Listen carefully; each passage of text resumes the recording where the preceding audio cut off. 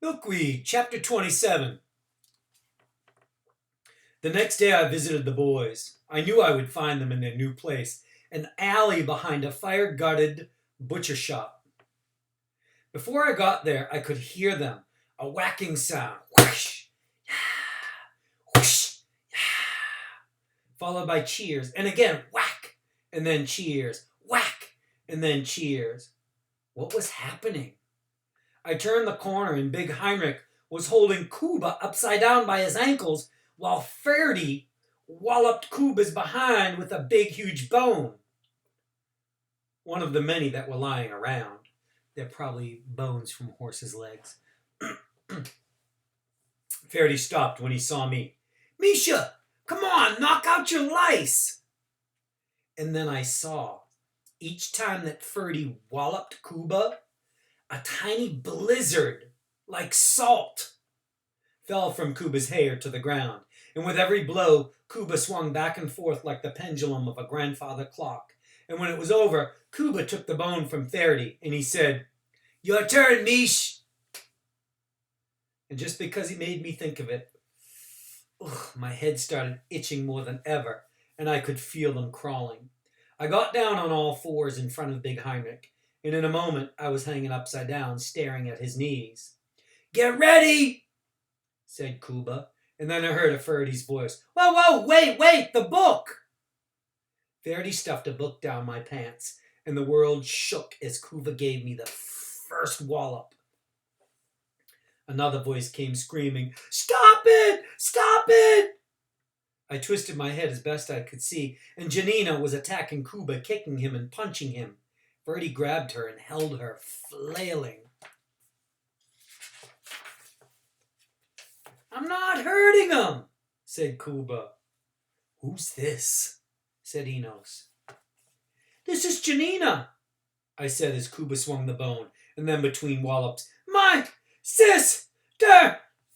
And by the time Kuba was done with me, Janina was yapping, "Me, me, me." She was heading for Big Heinrich when Enos said, "You can't have a girl in a dress hanging upside down. She needs pants." I was the littlest, so I was elected. I took off my pants and gave them to Janina. I stuffed in the book, and upside down she went, and Kuba started walloping away with each spank. She gave a yelp and a laugh.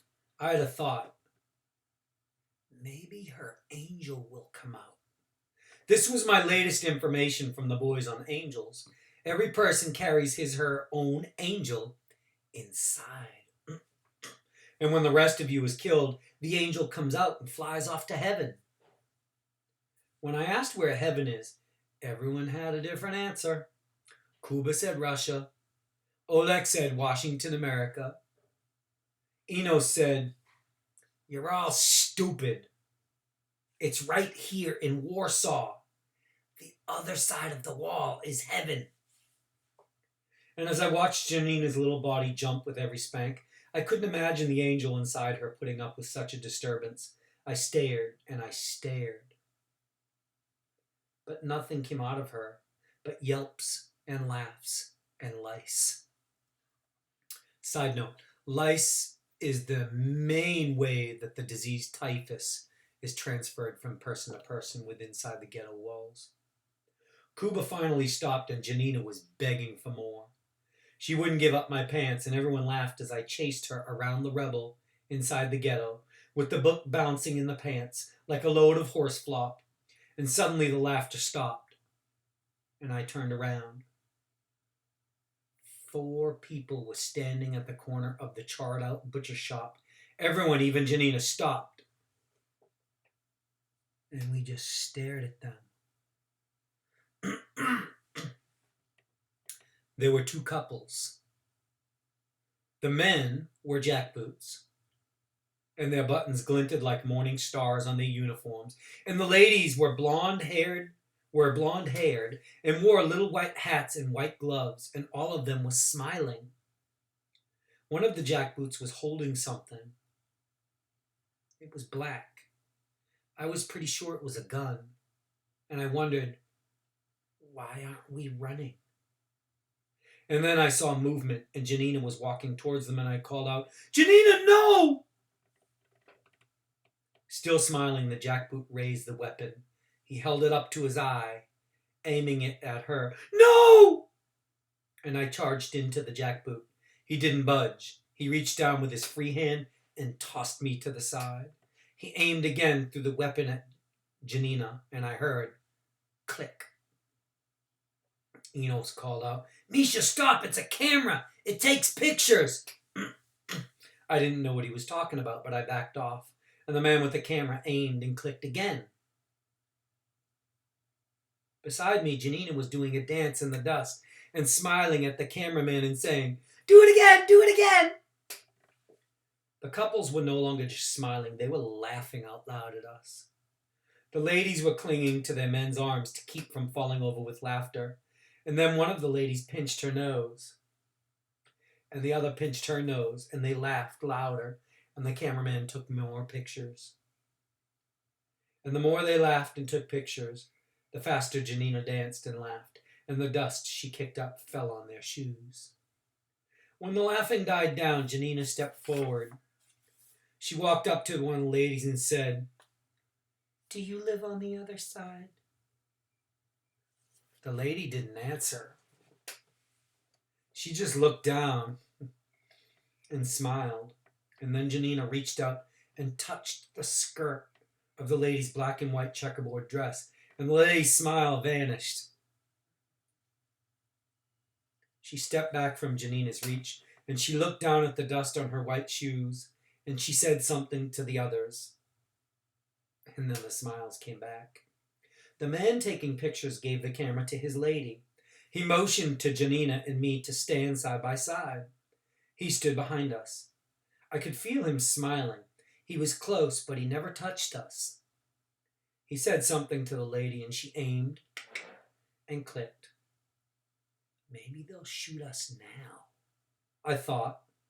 But they didn't. They merely went away. And as they were leaving, I called out, "Aren't you going to shoot us?"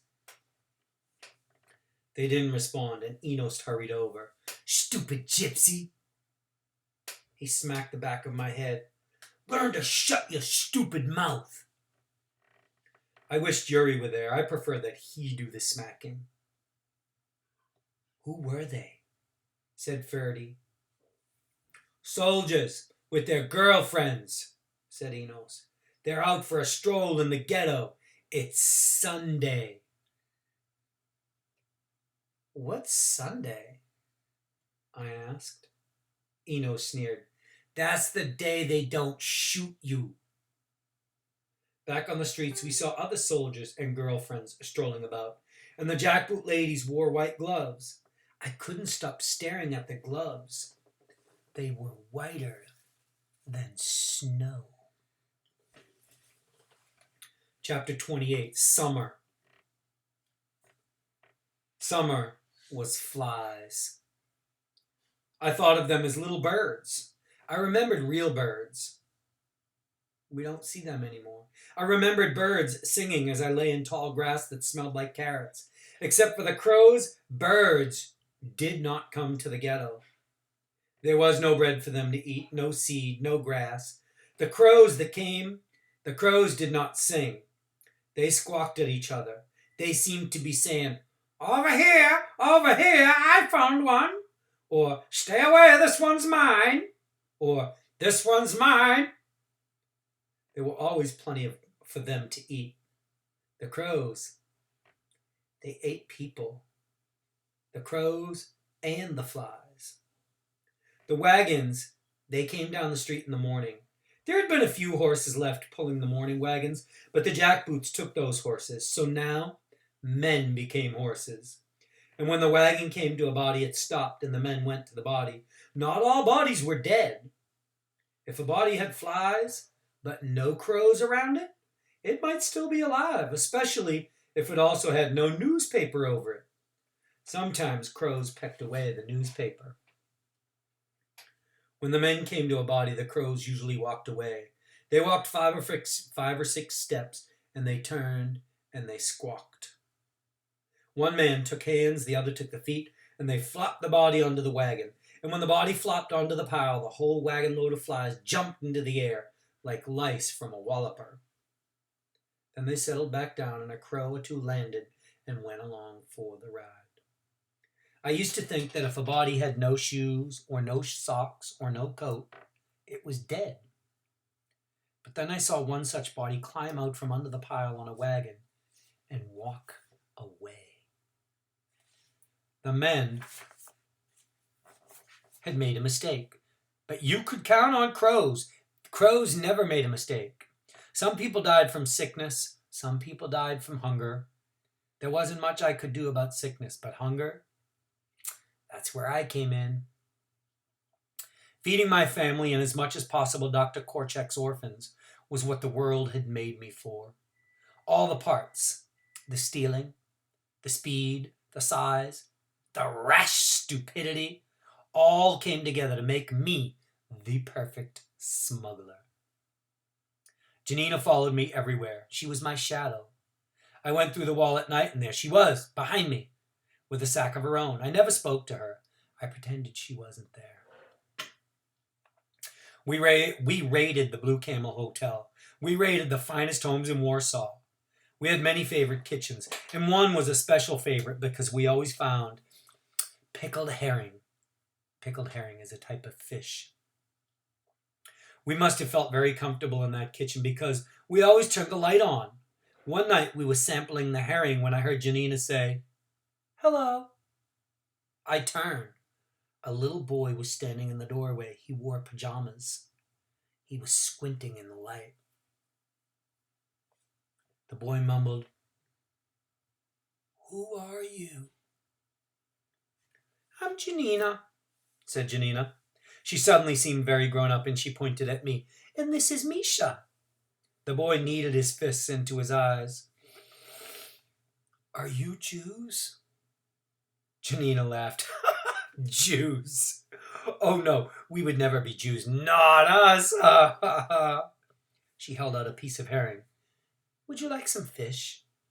The boy took the fish, and for the next hour the three of us sat around the kitchen table, eating pickled herring and crackers and sugar cookies and milk.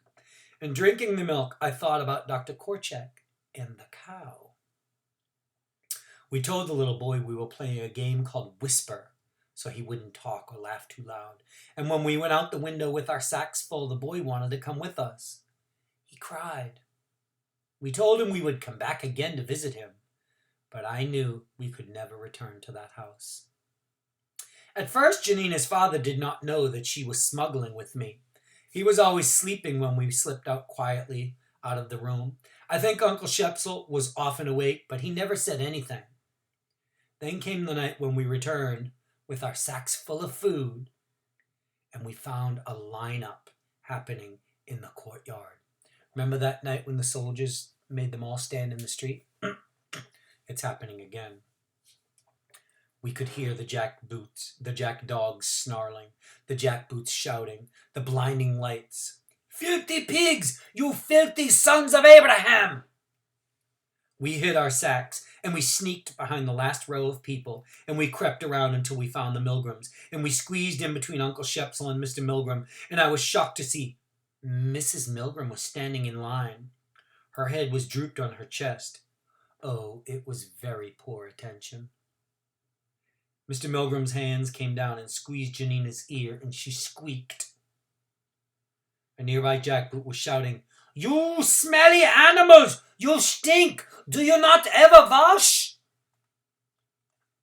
Oh, I hoped that Bufo was not here. This was his chance to get me. A man with a bullhorn was up front. "We know you are doing it. This is your first and your last warning. You will be caught. Yes, and when you are caught, you will be shot. If you are lucky, if you are not lucky, we will hang you. Either way, you are dead. One way is slower, one way more painful. Do you understand?" He's talking about smuggling.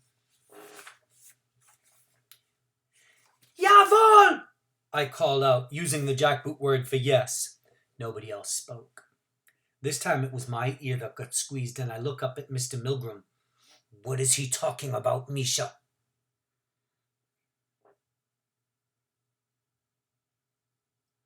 He whispered down to me. "You little smugglers, you must stop now, Misha." I didn't stop, but I tried to make Janina stop. The next time she followed me into the night, I stepped into the courtyard and I told her to go back. "No," she said. "Your father wants you to stop. He'll be mad if they shoot you." "No." "They'll hang you." "No." "You get in my way, Janina. You're a filthy Jew." So are you." "No." I could barely see her face in the darkness, and I smacked her. This time I didn't give her a chance to smack me back. I pushed her to the ground, and she came up flailing at me.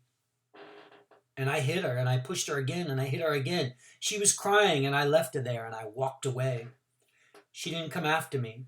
She started yelling, "Misha's going to the wall! Misha smuggles! Misha smuggles!" And out in the street, a whistle blew. I ran back to her. I clamped my hand over her mouth. "Okay," I said, "okay." I yanked her hair, and her yowl echoed in the courtyard, and the whistle blew again, and we ran. Chapter 29. We made it to the wall, and we practically dove through the 2-brick hole. But we didn't smuggle that night. I had the idea that as long as we didn't steal food, she was safe. As we passed houses, she kept pestering me. "Let's go in there. Let's go in there." To distract her, I led her to the merry-go-round. It was deserted and dark, and the people were in bed, and a streetlight in the distance caught several horses leaping out of the shadows. There was no music. There was nothing going around, yet I could have sworn these horses were moving. I looked at the empty spot where my black horse used to be. I thought of the beautiful black horse, the one that had been chopped off at the hooves. And the 3 hooves were still there. And then I thought of the man who got blamed and turned blue. We went to the far side away from the light, and we each climbed onto a horse. We pretended we were galloping and racing, and Jeannie kept shouting, "I win!" And after a while, she came over to my horse, and she climbed on behind me.